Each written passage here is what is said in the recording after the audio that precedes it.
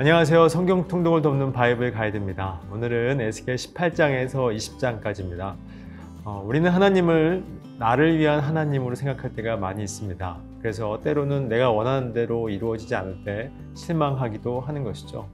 그러나 하나님은 나를 위해 존재하시는 분이 아닌 하나님 자신을 위해서 존재하시는 분이십니다. 이 말은 하나님께서 우리의 인생을 우리의 뜻대로 이끄시지 않는다는 말입니다. 하나님께서 이스라엘 백성들 사이에서 아버지가 신 포도를 먹었으므로 그의 아들의 이가 시다는 속담을 쓰지 못하게 하신다고 합니다.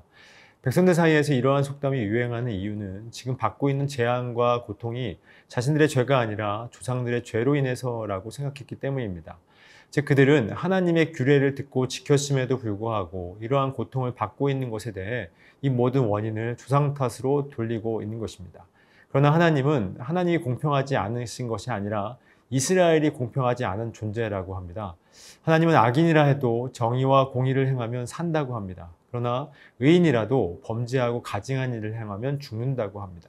이것이 하나님의 정의와 공평입니다. 즉 악한 범죄를 저지른 이스라엘은 죽는 것이 공평한 것이죠. 이스라엘이 이 사실을 알았다면 공평하지 않다고 불평을 토할 것이 아니라 하나님께 긍휼을 구했을 것입니다. 하나님은 죽을 자가 죽는 것도 기뻐하시지 않는 긍휼의 하나님이십니다. 긍휼을 베푸시기를 원하시는 하나님은 그들이 자기 죄를 인정하고 하나님께 나오기를 원하시는 것입니다. 하나님께서 에스겔에게 애가를 지어 부르라고 하십니다. 애가는 죽음의 슬픔을 노래하는 것입니다. 이제 얼마 남지 않은 유다의 운명을 내다보면서 유다의 죽음을 슬퍼하는 노래를 에스겔에게 부르게 하시는 것이죠. 포로로 잡혀온 백성들은 비록 바벨론의 포로로 끌려왔지만 언젠가는 고향으로 돌아갈 수 있다는 희망이 있었을 것입니다.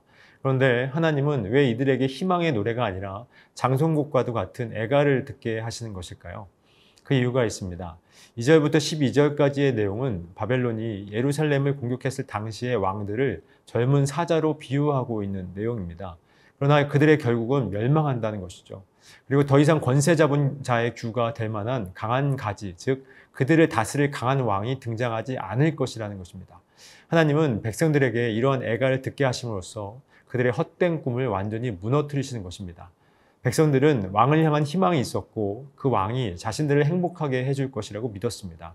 그러나 하나님은 그들의 꿈을 완전히 무너뜨리심으로써 그들이 의지해야 할 진정한 왕은 하나님 한 분뿐이라는 사실을 알게 하시는 것입니다.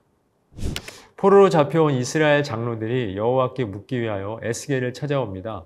그러나 하나님은 내게 묻기를 용납하지 않겠다고 하십니다. 그 이유는 자신들의 죄를 깨닫고 찾아온 것이 아니라 오직 자기의 안위를 묻기 위해서 찾아왔기 때문에 그렇습니다. 그들은 여전히 하나님이 자기들을 위해서 존재한다고 믿고 있었던 것이죠. 이스라엘은 하나님의 언약 백성입니다. 언약 백성이라는 것은 그들의 존재 자체가 그들의 행위가 아닌 하나님의 은혜로 존재한다는 말입니다.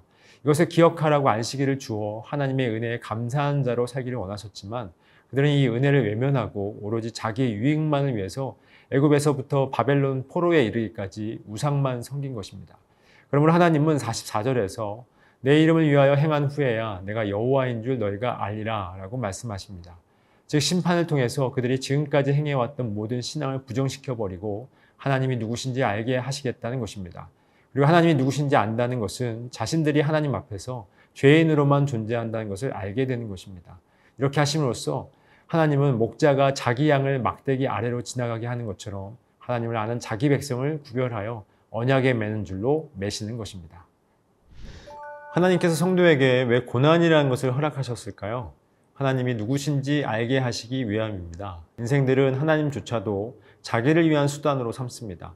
즉 하나님을 자기 영광과 자랑을 위해 존재하는 우상으로 여기고 있는 것입니다.